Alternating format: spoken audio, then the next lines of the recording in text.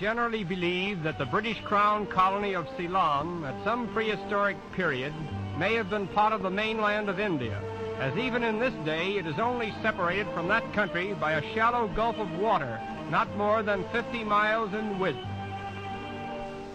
During our visit in this tropical paradise, we were most impressed by the interesting story of the coconut palm, which grows in picturesque profusion all over the island and exercises a remarkable influence on the life, manners, and customs of the native people. The coconut palm grows most abundantly along the sandy shores of tropical streams, where it reaches its graceful arms out over the water and drops its seed upon the tides, which carry it to other lands, where it propagates itself and ultimately bestows its gifts upon the native people. And its gifts are many. The ripe nuts supply a large portion of the food consumed by the natives, and the milky juice formed within them provides a refreshing and wholesome drink. A large number of the native household utensils are carved from coconut shells, which, when broken, are used to provide fuel for cooking.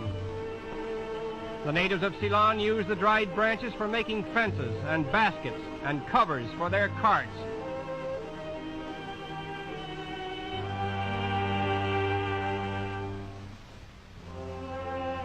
The natives of Ceylon build their houses from the latch to the door with materials from the inexhaustible coconut palm. Once every year, the roofs are thatched in this manner. Even the beds, chairs, and floor mats are made from the dried branches of the coconut tree. It requires about 5 years for a healthy tree to grow into its fruit-bearing age, and then for about 60 consecutive years, it produces as many as 5 crops, or approximately 80 coconuts a year. The coconut palms are most picturesque when their tall, smooth stems incline gracefully over some native rudely thatched home, a picture which is constantly repeating itself in Ceylon.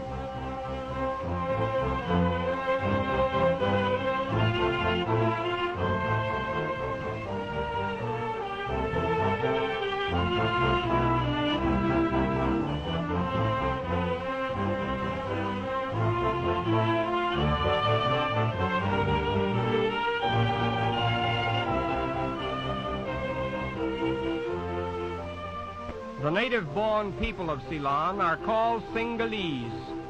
In most Oriental countries, the women usually outnumber the men, but according to a recent census in which the total population of Ceylon was given as a little over 5 million, the men outnumbered the women. It is generally admitted that the women of Ceylon are more exalted and freer than the women of India, from whom they are said to have descended. Although native girls are married at an early age, child marriages are not practiced in Ceylon. In place of a ring as a symbol of marriage, a golden ornament is hung around the neck of the bride. From the cradle to old age, the Sinhalese are inclined to adorn their bodies with ornaments.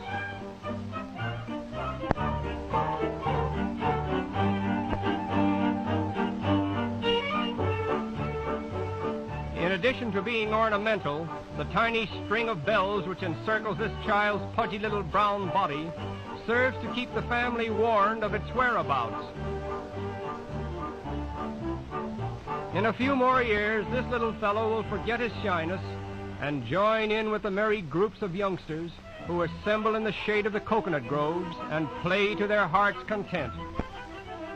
The small boys of Ceylon usually run about as naked as the day they were born, but this particular group is all dressed up for visitors.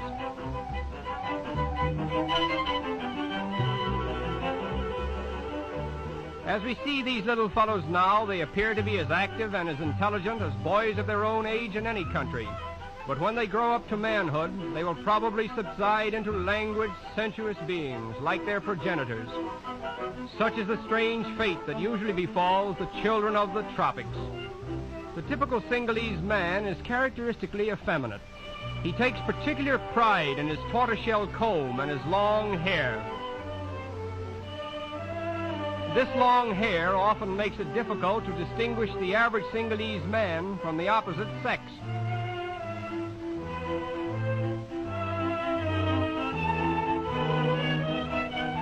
As we observe these happy and childlike people basking in the shade of the palms, their every necessity gratified by nature without struggle, we wonder what there could be in the present-day dilemma of the white man's hemisphere that could possibly add anything to their happiness and contentment.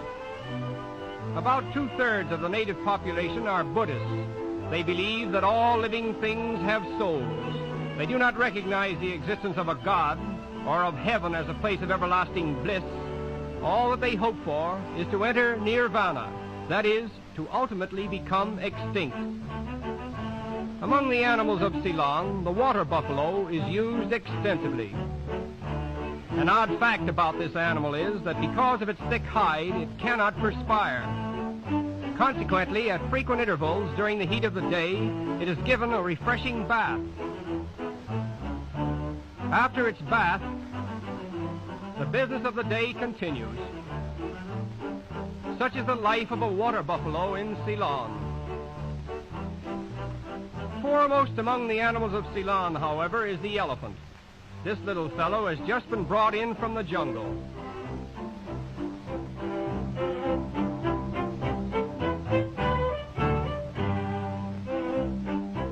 When a baby elephant is captured and taken from its mother, it at first refuses food, but after a few days it will drink milk. Later it is promoted to rice and then to bananas and succulent young grass. At birth, the elephant skin is covered with a thick coating of black hair, which is eventually scratched off through a series of amusing gymnastics.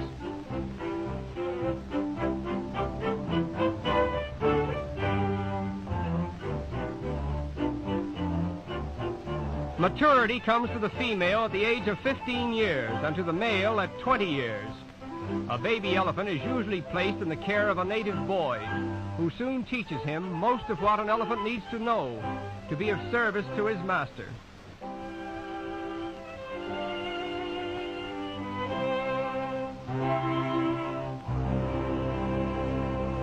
In a few more years, both the elephant and the boy will enter the more serious routine of life, which usually consists of building roads and clearing timber from the jungles. Although the elephant is regarded as the strongest animal in the service of man, he will not eat flesh food. His daily fare consists of about 90 pounds of green fodder and grain. It is interesting to observe how this elephant grips his trunk each time he tugs at the load.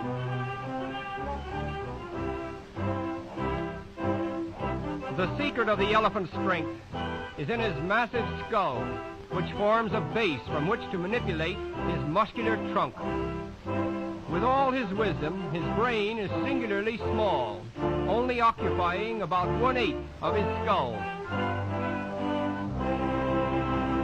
And now our journey is coming to an end.